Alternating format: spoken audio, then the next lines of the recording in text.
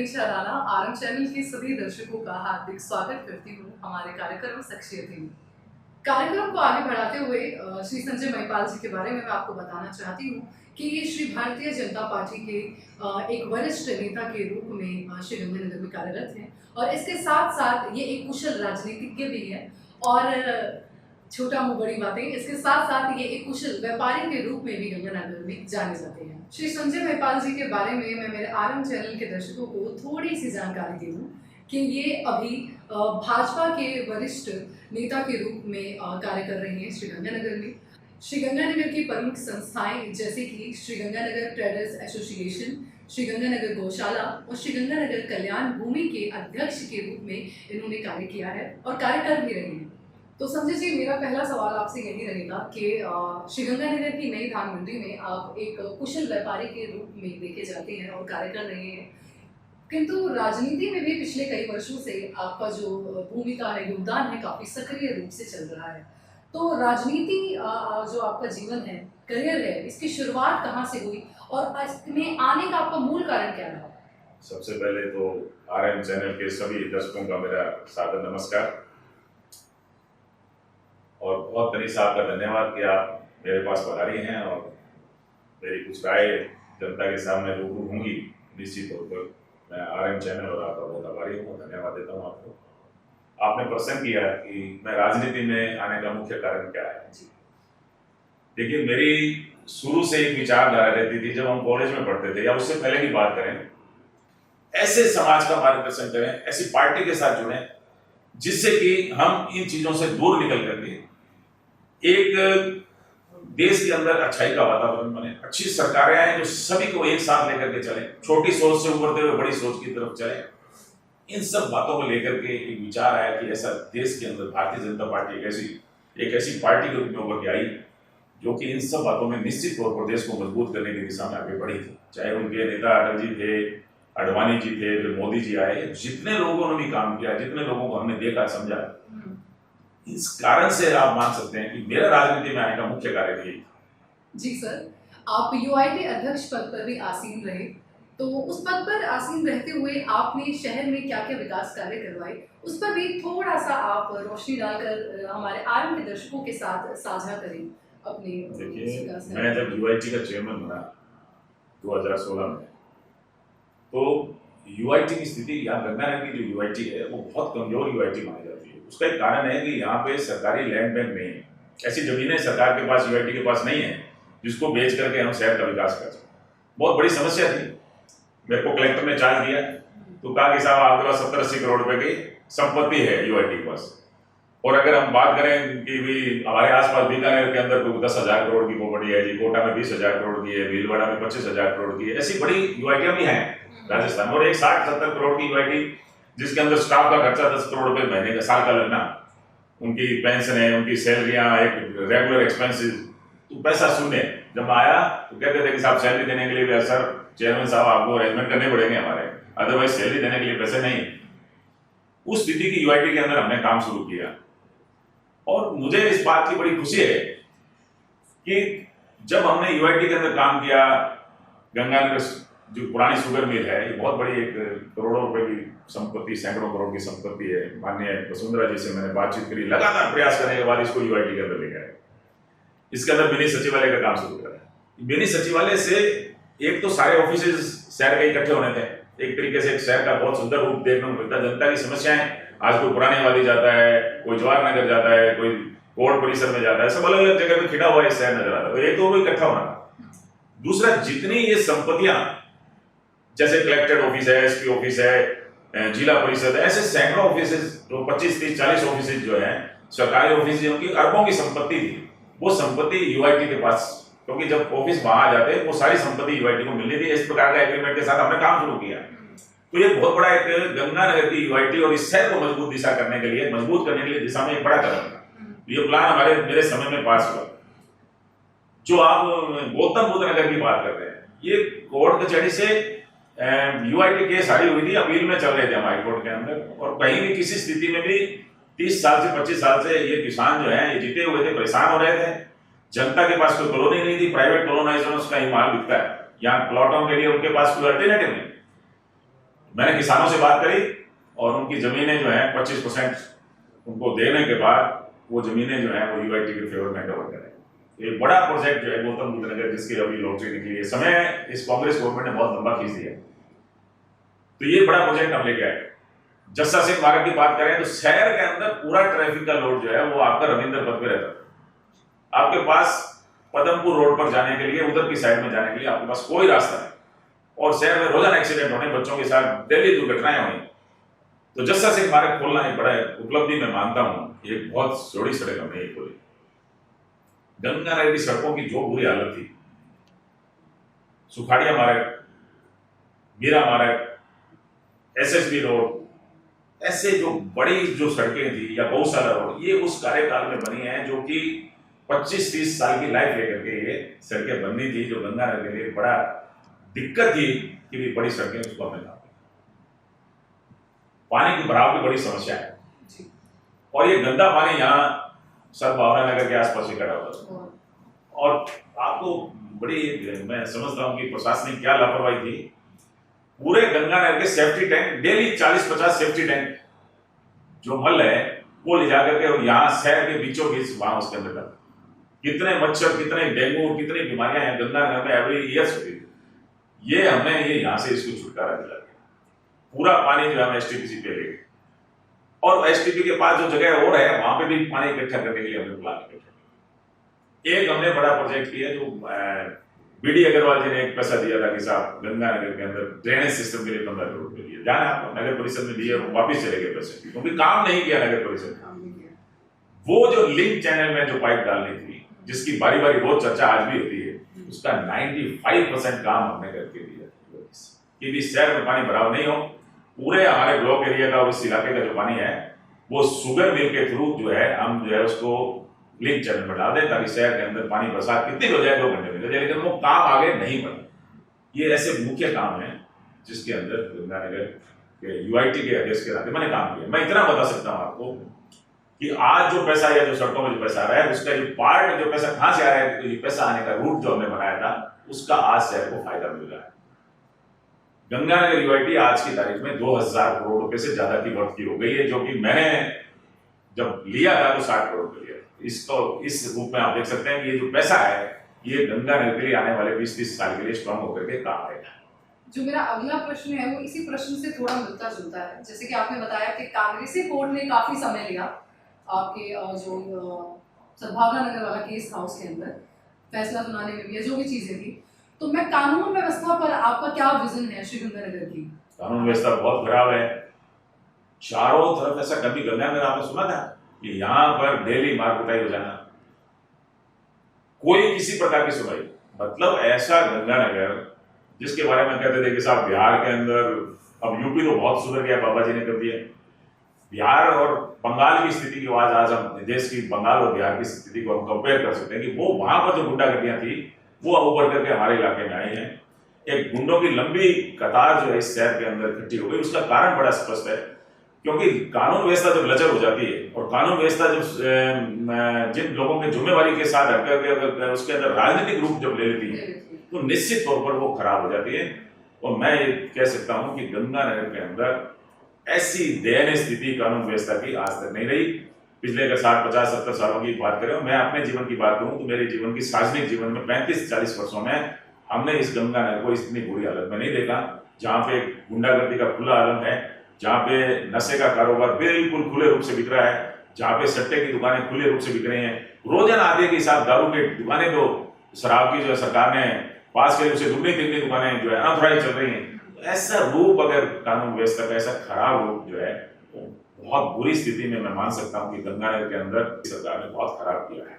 और नशे के कारण जो युवाओं पे प्रभाव पड़ रहा है वो उसके ऊपर आप 14 साल के बच्चे गंगानगर, 14 साल की क्या उम्र होती है, 14 साल का एक बच्चा जो है वो उभरती जब उम्र के अंदर थोड़ी समझ पैदा करता है तब उसको नशा, चिट्टा, हीरोइन, ऐसे नशे की कुड़ियां मिलने लग जाती है और वो बच्चा जीवन खत्म।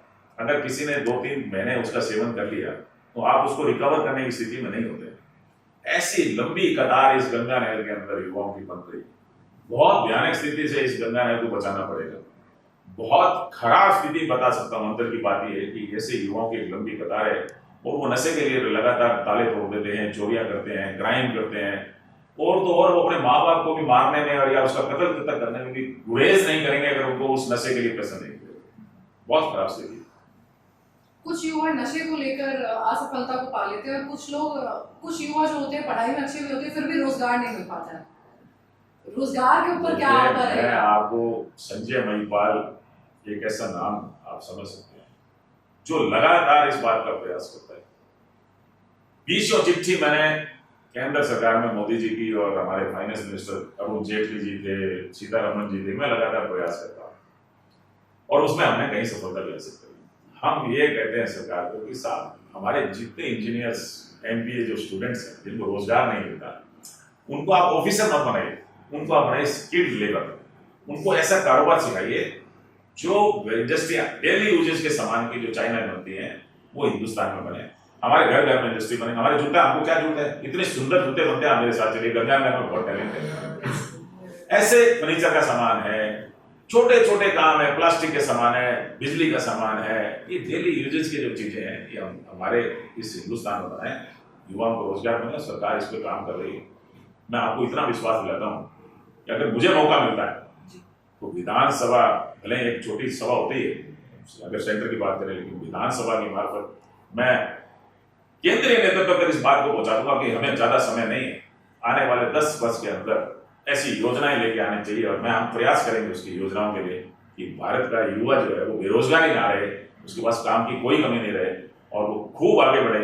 इसके लिए हमारे पास ये नहीं कि कागजी बातें हैं, ये बातें जिस प्रकार धारा 370 और राम मंदिर बन गया, हिंदुस्तान के अंदर जो कागजी नजर आता था वो बन गया, इसी प्रकार से आने वाले 5-10 वर्षों के अंदर भाजपा की सरकार इस पर काम करते हुए प्रत्येक भारतीय युवाओं को रोजगार मिले, ऐसा प्रयास और ऐसा सिस्टम के अंदर हम काम कर रहे हैं। और मैं भी मेरी तरफ से पूरी कोशिश करूंगा कि वो जो रूप जो सेंट्रल गवर्नमेंट लेके आएगी उसको हम गंगानगर के अंदर, इस गंगानगर में छोटे इंडस्ट्रियल एरिया से बड़े इंडस्ट्रियल एरिया की तरफ जाते हुए, पंजाब का बॉर्डर है कांडला से और गंगानगर, अगर जम्मू की बात करें तो मध्यम बिल्कुल सेंटर में है और बहुत अच्छी एक अपॉर्चुनिटी इस गंगानगर के लिए इंडस्ट्रियल एरिया लाने की है। उसके बहुत बड़े प्रयास करेंगे। अगर सरकार भाजपा की और मेरे को मौका मिलता है तो हम इसके अंदर, मुझे लगता है कि कहीं ना कहीं सफल होने की स्थिति में आ जाएंगे। थोड़ी सी जन मानसिकता की बात करना चाहूंगी मैं यहाँ पर, क्योंकि सवाल जो हमारे चल रहे हैं काफी मिलते जुलते चल रहे हैं। जैसे कि अभी शुरुआती में आपने कहा कि हम ये कहते थे हमारा क्षेत्र सुरक्षित है, यूपी बिहार में काफी ज्यादा दंगे फसाद हैं, किंतु अब हम ये कहने लगे हैं कि हमें तो अगर सुरक्षित रहना है तो हमें बाबा की जरूरत है या योगी जी को लाना चाहिए। तो उस जो ये मानसिकता अब हो गई है कि अब हम सुरक्षित नहीं रह पाए हैं, तो क्यों ऐसी हो गई है? कानून व्यवस्था को मजबूत करना पड़ेगा। मैं तो इतना ही कह सकता हूँ कि अगर मुझे मौका मिला तो मैं 15 दिन, मैं ज्यादा समय की बात नहीं करता हूँ आपको, 15 दिनों में गंगानगर से गुंडों को बाहर जाना पड़ेगा। 15 दिनों के अंदर गंगानगर SP को गंगानगर के क्षेत्र से गुंडों को बाहर निकालना पड़ेगा। ये मेरा आपसे कमिटमेंट है और हम इस शहर को एक अच्छे नागरिकों का, एक सौम्य लोगों का, अच्छे व्यवहार वालों का, जो शहर हमेशा से गिनता है, पूरे इंडिया में इस बात की चर्चा रहती है गंगानगर के लोग बहुत अच्छे हैं, वो काम हम वापिस लेके आए। महिपाल जी, UIT पद पर जब कार्यरत थे आप, तो उस समय पर आप पर अवैध कॉलोनियों के जो थी आरोप लगे थे, उस पर आपका क्या कहना है? मेरे ख्याल से कोई इस तरीके का आरोप नहीं लगा, क्योंकि मेरे कार्यकाल में मुझे ऐसा लगता है कि कोई अवैध कॉलोनी नई नहीं करी। कृषि भूमि पर कॉलोनियां सैकड़ों करोड़, 2 बीघे की हैं, 5 बीघे की हैं, 10 बीघे की हैं, 40 बीघे की हैं, ऐसी कॉलोनियों की भरमार इस गंगानगर के अंदर है, जिन्होंने बिना रूल्स एंड रेगुलेशन के 20-25 फुट की सड़कों के साथ बिना पार्क छोड़े ऐसी कॉलोनियां काटी जनता, ऐसे कॉलोनाइजर्स काटी, वो जनता वहां बस गई जाकर। मैंने तो बल्कि ये काम किया कि उन लोगों के, उन गरीब लोगों के, उन मध्यम श्रेणी के लोगों के जो कि 20-20, 25-25 साल से ऐसी कृषि भूमि की अवैध कॉलोनियों में रह रहे थे और सरकार कहती थी साहब हम इसको पट्टा देना चाहते हैं, लेकिन उनका लैंड यूज गलत था। लैंड यूज गलत होता है तो फिर आप उसके अंदर उसका पट्टा नहीं दे सकते। लैंड यूज का मतलब आप समझते होंगे कि अगर मान लीजिए उसमें रिहायशी लैंड यूज नहीं है, वो लैंड यूज उसका मान लीजिए इंडस्ट्रियल है, लैंड यूज उसका एजुकेशन है, लैंड यूज उसका हॉस्पिटल है, तो वो कॉलोनी में बसे हुए लोगों को पट्टा नहीं मिल सकता। तो मैंने नया मास्टर प्लान तैयार कराया। ऐसी कॉलोनियां जिनका लैंड यूज गलत था, ऐसी 20 कॉलोनियां थी जिनका लैंड यूज के कारण वो पूरी बसी हुई, उनको पट्टे नहीं मिल रहे। जब पट्टे नहीं मिलते तो उनको लोन नहीं मिलता, उनका मकान अच्छा नहीं बन सकता, उनको आगे बढ़ने में रास्ते में अवरुद्ध था। हमने नए मास्टर प्लान में कोशिश करी कि वो सारी कॉलोनियां जो है उनका लैंड यूज ठीक हो जाए, उनको पट्टा मिले। यार कोई इस तरीके का आरोप कोई आरोप ऐसा नहीं था, मुझे कभी सुनने को नहीं मिला। कुछ लोग ऐसे हैं जो बिना मतलब की, जिनकी आदत है भ्रमित करने की और वो आरोप लगाने की। मैं उतना ही बता सकता हूँ कि किसी का व्यक्तिगत कोई नुकसान इन चीजों से हुआ है कि किसी की सड़क के अंदर किसी की दुकान या मकान आ गया रोड के ऊपर, वो टूट गई, एक जनरल प्रक्रिया के तहत वो काम होते हैं। कोई द्वेष भावना किसी के साथ नहीं रहती। प्रत्येक दिन में ये क्षेत्र में रहता था कि प्रत्येक ऐसा व्यक्ति जो कि यूआईटी से कोई उम्मीद करके आया, एक बिना किसी 10 रुपए के, मुझे नहीं पता कि अगर कोई जाकर के कोई अफसर को अगर कोई जाकर के कोई भेंट दिया है, मुझे नहीं पता, पर मैं चेयरमैन के नाते इतना कह सकता हूं कि मेरे पास भी केस ऐसा नहीं आया जिसको कोई 10 रुपए भी खर्च हुआ है। अगर किसी आदमी के काम के लिए उसका पुराना मुद्दे पेंडिंग पड़े हैं, हमने सारे मुद्दों के लिए बिना किसी लालच के उनको ठीक किया। इसलिए कोई, मुझे नहीं लगता कोई आरोप है, और आरोप है तो वो उनका कोई आधार धरातल कुछ नहीं। आप भाजपा के सक्रिय कार्यकर्ता के रूप में कार्य कर रहे हैं और आगामी विधानसभा चुनाव, श्रीगंगानगर विधानसभा की जो टिकट है उसकी आप आकांक्षा भी जता रहे हैं कि आपको मिल सकती है, तो आपकी जीत का आधार क्या रहेगा? आप हमारे आरएम चैनल के दर्शकों के साथ साझा करिए। आपने मेरे से इतने प्रश्न किए हैं, सबसे 5-6 मुख्य बातें। सबसे पहले गंगानगर की जनता क्या चाहती है? कानून व्यवस्था चाहती है। मैंने आपको कहा 15 दिन में ठीक कर देंगे, जब लंबा समय लेट करेंगे वो मेरे हाथ की चीज होगी, बिकॉज मैं विधायक हूँगा। इस बात को मुझे प्रशासन को मानना पड़ेगा कि मैं क्या चाहता हूँ कि शहर को लाइन ऑर्डर को कंट्रोल करेंगे, गुंडागर्दी बंद करेंगे, आम आदमी की कोई भी प्रॉब्लम्स है इन चीज को लेकर के, भूमि माफिया वाले हैं और है, मुझे कुछ करना नहीं है।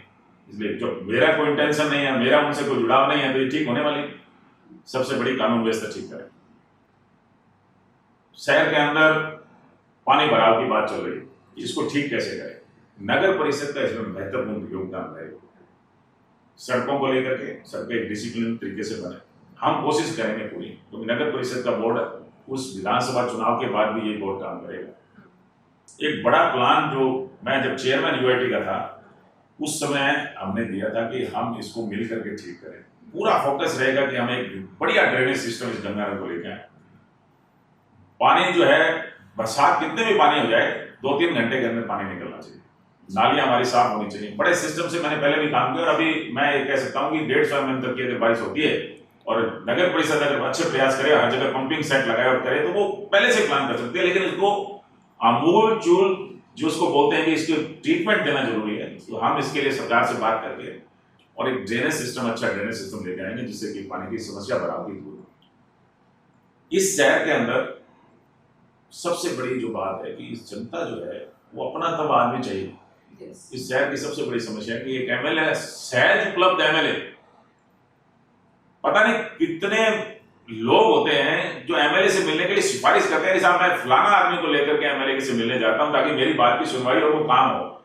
मैं ये कहता रहता हूं दावे के साथ कि जिस प्रकार मैं आज छोटी छोटी सभाओं में, मीटिंगों में इस शहर के अंदर ग्रामीण क्षेत्र में जाता हूँ, चाहे वो SC/ST का इलाका हो, चाहे वो गरीब कोई कॉलोनी हो, बड़े मध्यम श्रेणी के लोग हों, अपर श्रेणी के लोग, मैं सब जगह जाता हूँ। मैं ये दावे के साथ आपको कह सकता हूँ कि शहर की बहुत समय से समस्या थी कि राज्य के बाद ये बड़ी शहर की समस्या रही है, वो समस्या हल कर देंगे। एमएलए सहज उपलब्ध रहेगा, कभी कोई काम हो, मुझे नहीं लगता अगर उसका काम होने वाला है उसके लिए उसको चिंतित होने की जरूरत नहीं रहेगी, बिल्कुल इजीली स्पष्ट रूप से हम मिलेंगे। रोजगार की मैंने आपको बताया कि इंडस्ट्रियल एरिया को आप आगे ले जाने का प्रयास करें कि भी यहाँ इस शहर को जो है एक अच्छा इंडस्ट्रियल एरिया मिले ताकि लोगों को, युवाओं को रोजगार मिले। किसानों की जहां तक बात है, बड़ी विषय है किसान। मैं आज भी जाता हूँ, 5450 रुपए सरसों, हमारा बहुत बड़ा सेंटर है जहाँ से हम एग्रीकल्चर से सारी हमारी दुकानदारी और सिस्टम इकोनॉमी चलती है। 4200, 4300, 4200, 4000 ऐसी सरसों हमारी बिका दी। सेंट्रल गवर्नमेंट ने कहा कि आप सरसों खरीदिए, स्टेट की गवर्नमेंट नहीं खरीदी। मैं आपको गंगानगर के क्षेत्र के किसानों को इस बात को आश्वस्त करना चाहता हूँ कि मेरे विधायक काल के अंदर हम इसकी इतनी बड़ी तैयारी, क्योंकि मेरा ये प्रोक्योरमेंट का मेरा जीवन का बहुत बड़ा एक्सपीरियंस है कि किस प्रकार से कहाँ से ऑफिसर इसका काम करते हैं, सरकार की क्या है, इन सब बातों को हम 2 महीने पहले एग्जीक्यूट करेंगे। अगर सरसों की खरीद 15 अप्रैल से होती थी तो आने वाले समय के अंदर जिस दिन सरसों किसान की आएगी उस दिन से खरीद होगी। बारदाने की 2 महीने पहले व्यवस्था करेंगे, उनकी पेमेंट टाइम पर मिले उसका प्रयास करेंगे। तो इस प्रकार का हम किसानों के लिए बड़ा, जो कि उनकी फसल बेचने में जो दिक्कत आती है उसका हम काम करेंगे। हर मंडी के व्यापारी की दुकान के ऊपर जैसे पहले कृषि उपज बिकती थी, जो कि एमएसपी की खरीद की बता रहा हूं आपको, वो नहीं खरीदी जाती। केवल एक सोसाइटी की दुकान के आगे आप लेके जाइए, वो कहेंगे साहब आज हम 500 क्विंटल खरीदेंगे, आज 1000 क्विंटल खरीदेंगे। ऐसा नहीं होगा। हम इस प्रकार से सरकार से मांग करके एग्जीक्यूट करेंगे कि प्रत्येक किसान जब उसने माल निकाला, हार्वेस्टिंग किया, उसने अपनी उपज निकाली, उसकी मंडी में उसकी खरीद होनी चाहिए। उसके लिए सुनिश्चित व्यवस्था हम करेंगे। लगातार किसान हमारा जो है वो पानी की गंग कैनाल की बात करें, जब भाखड़ा की बात करें, हमारे यहाँ ज़्यादा गंगानगर विधानसभा में 2 लगती हैं। इसके बाद अगर हम जिले की बात करें तो राजस्थान कैनाल भी आती है। अभी 800 क्यूसेक पानी चल रहा था। जब डैम के अंदर पानी पूरा है तो फिर हमारा हिस्से का पानी नहीं मिलता है। हम लगातार किस बात की बात करते हैं? इसके लिए एक पक्की काम करने का मन है कि हम इस बात का प्रयास करेंगे कि हमारे हिस्से का पानी हमारा टूटे नहीं। और किसानों की जो बारियां मिस होती हैं, ये मैं आपको टेक्निकल बात बताता हूँ। 800 क्यूसेक आई, आज किसान ने बिजाई करी, उसकी बारी पिट गई क्योंकि पानी कम है। अगले बुधवार को फिर उसकी बारी आएगी, उस दिन फिर पानी कम होगी, बेचारे की फिर पिटाई हो गई। जब 3 बार किसी किसान की पानी नहीं मिलता है खेत में तो उसकी फसल चौपट हो जाती है।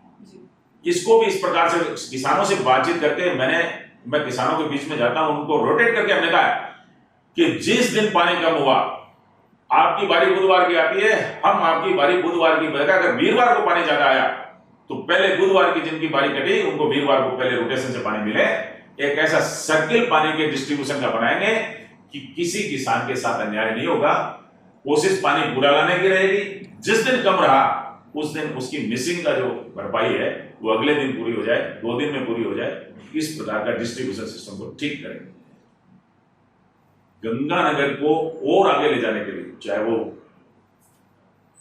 रेल मार्ग की बात करें, गंगानगर से जयपुर की हमको ट्रेन चाहिए, इंटरसिटी थी, इतने लोग राजधानी में जाते हैं, नहीं मिली।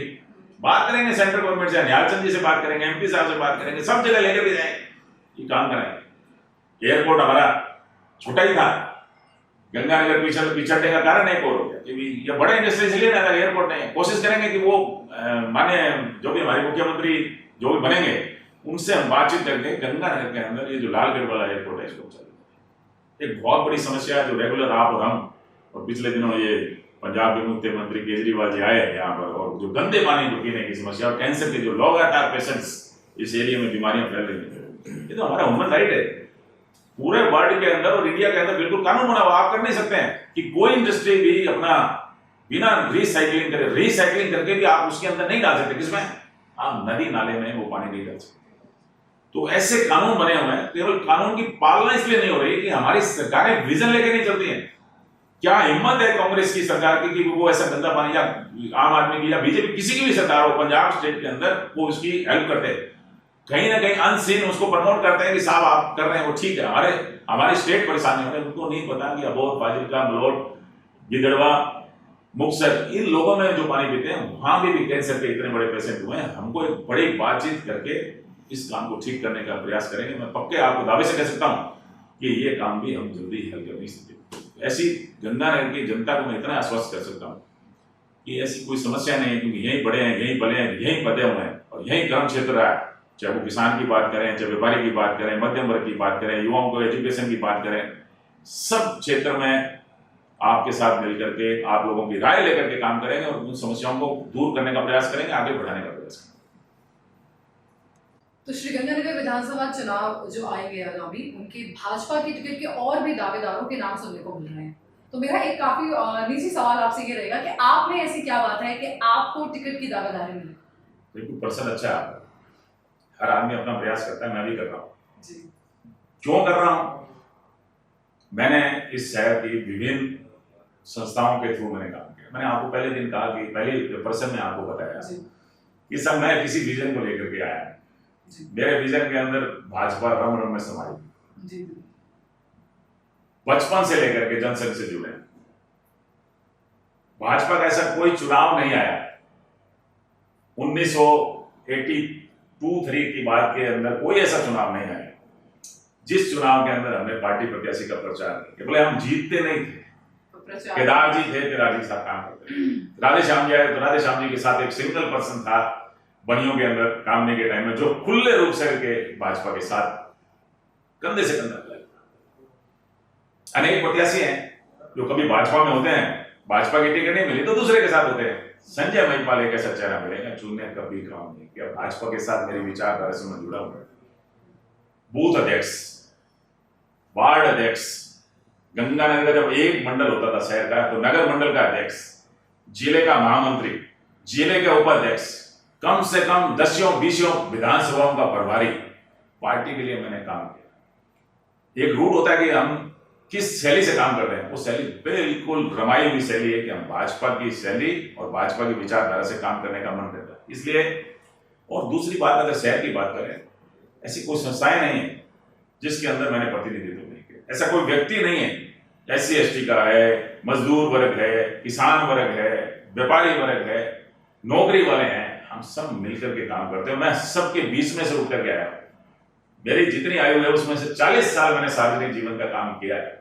इसलिए मैं पार्टी के जो हमारे जब भी वरिष्ठ लोग हैं उनके सामने मैं मेरा निवेदन रखता हूं कि साहब इस बार एक मौका मुझे मिलना चाहिए, उसके बाद अगर नहीं देते हैं तो फिर बूढ़े हो जाएंगे, तो फिर जो मन के अंदर विचार लेके आए इस जन्म के अंदर वो विचार हो सकता है हमसे मेरे से भी ज्यादा अच्छे तरीके से लोग करेंगे। लेकिन मैं अपनी अगर बात करूं तो मैं सोचता हूं कि मुझे एक मौका मिले तो मैं निश्चित तौर पर इस समाज के लिए, इस देश के लिए और अपने शहर के लिए तो करने की बात है ही, हम कोई ना कोई अच्छा काम।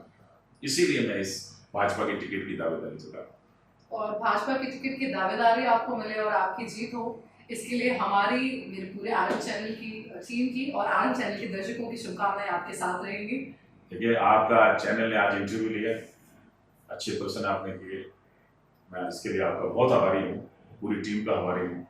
आरएम चैनल जो है पूरे जिले के अंदर एक बड़ी, मैं सोच करके बड़ा आश्चर्यजनक हूँ कि 70% लोग जो हैं जो टेलीविज़न घरों में देखते हैं वो आरएम चैनल से जुड़े हुए हैं। और मुझे ये सूचना देख करके मैं बड़ा खुश हुआ हूँ कि उसके चैनल जो है मेरा इंटरव्यू ले रहा है, मेरी बात को जनता के सामने रख रहा है। मैं जनता से भी मैं बहुत जनता का आभारी हूँ कि जो स्नेह प्रेम मेरे साथ रखते हैं। मैं जहाँ जाता हूँ मुझे बहुत वो सम्मान की दृष्टि से देखते हैं। और मैं एक बात आपको मैं पूरे दावे से कह सकता हूँ जनता को कि जो सम्मान आज तक आपने मुझे दिया है उस सम्मान का मैं हमेशा आभारी रहूँगा। और मैं आपको इस बात के लिए निश्चित तौर पर मैं आपके साथ ये बात का वायदा करता हूँ कि जो सम्मान या जो अपेक्षाएं आप मेरे से रखते हैं, अगर मुझे मौका मिला और आप लोगों ने आशीर्वाद दिया तो निश्चित तौर पर जो है किसी प्रकार की कमी आने नहीं देंगे। और गंगानगर के प्रतिनिधित्व के नाते गंगानगर का नाम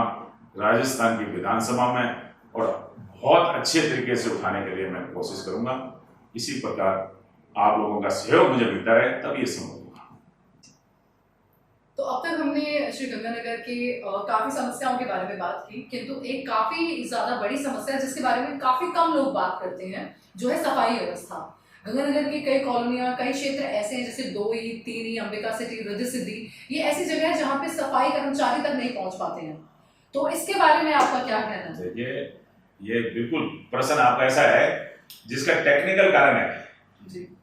ये जितने एरिया हैं जिनकी तादाद में समझता हूँ कि जितनी आबादी गंगानगर की है उसकी 40%, मतलब अगर गंगानगर की आबादी आप मानेंगे 3-3.5 लाख की नगर परिषद क्षेत्र की है, उसका 40% मतलब 1.5 लाख से ज्यादा की आबादी ऐसी है जो कि पूरा शहर के अंदर बसी हुई है, लेकिन वो पंचायत क्षेत्र आता है, वो म्युनिसिपल का एरिया नहीं, वो वार्ड का क्षेत्र नहीं। बड़ा ही अच्छा प्रश्न है। मैं जब चेयरमैन यूआईटी का था तो हमने एक प्रस्ताव सरकार को दिया था। वो प्रस्ताव में अगर नगर परिषद में प्रस्ताव को पास करके भेज देती तो ये जितने जो शहरी क्षेत्र हैं जो ग्रामीण पंचायतों के अंदर आते हैं, इसको नोटिफाई करके सरकार गजेटेड करके इस एरिया को म्युनिसिपल एरिया बनाना पड़ेगा।